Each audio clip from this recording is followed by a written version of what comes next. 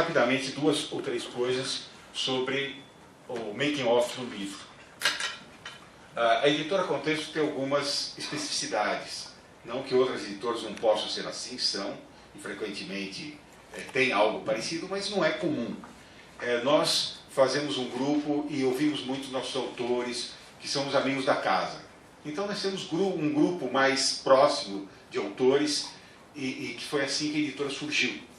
A editora surgiu como um projeto, quase um projeto coletivo, né, que a ideia era tirar o conhecimento intelectual aprisionado na academia e fazê-lo adequado para um público mais amplo. Esse projeto continuou nesses 22, 23 anos de existência, 22 anos de existência da editora. Ele continua e nós temos um grupo grande de intelectuais, professores e outras pessoas que não são mais ligadas à universidade, porque a editora cresceu, e que dão palpites, fazem sugestões, participam, concordam, discordam, etc. e tal.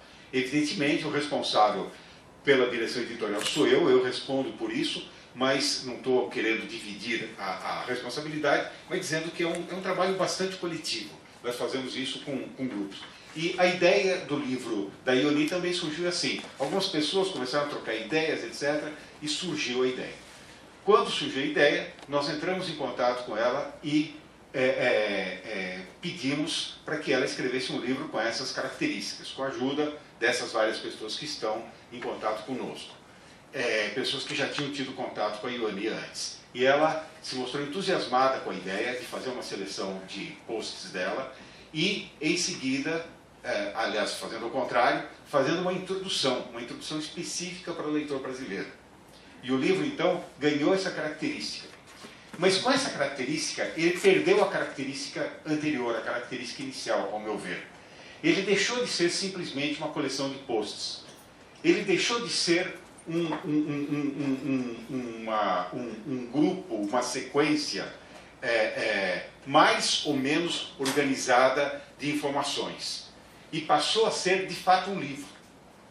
A diferença entre simples informações e o conhecimento, evidentemente, tem a ver com a teoria que está por trás, com o projeto intelectual que está por trás. E o livro ganhou esse projeto intelectual. Com a introdução que ela escreveu, o livro ganhou uma dimensão totalmente nova, que o conjunto isolado de posts não tinha.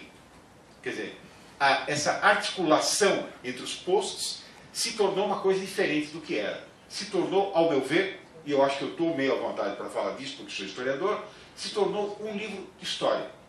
Um livro de história cotidiana. Não é? Uma página importante da história cotidiana de Cuba. Alguém poderá dizer, sim, mas sob a ótica dela. Eu vou dizer, claro. Claro. Quem ler, por exemplo, Queijos Verdes, né? Um livro que foi muito badalado, que conta a vida cotidiana de muitos séculos atrás, também vai ver que tem a ótica do Ginsburg, do autor, por trás disso. Existe essa ótica. Mas é nitidamente um livro de história cotidiana, que vai permitir a historiadores analisarem a vida cotidiana de Cuba nos dias de hoje.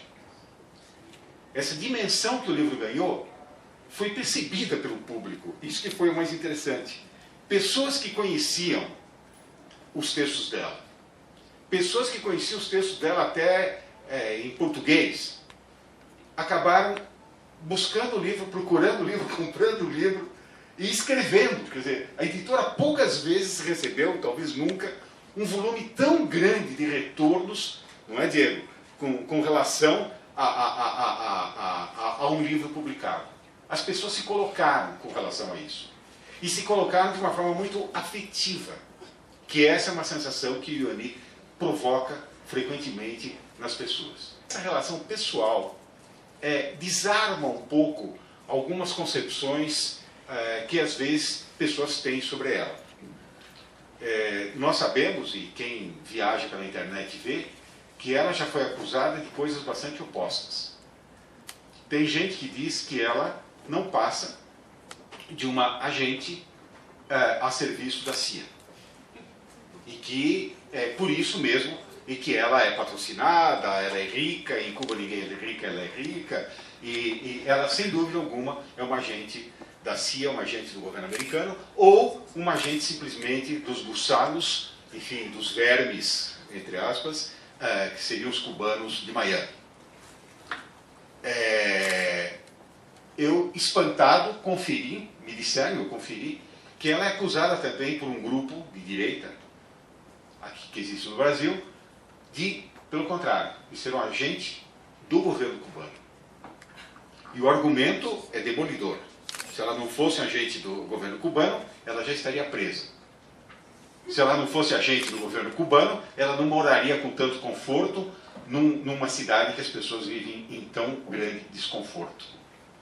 Então vocês veem que existem, todo mundo sabe quem é Ioni.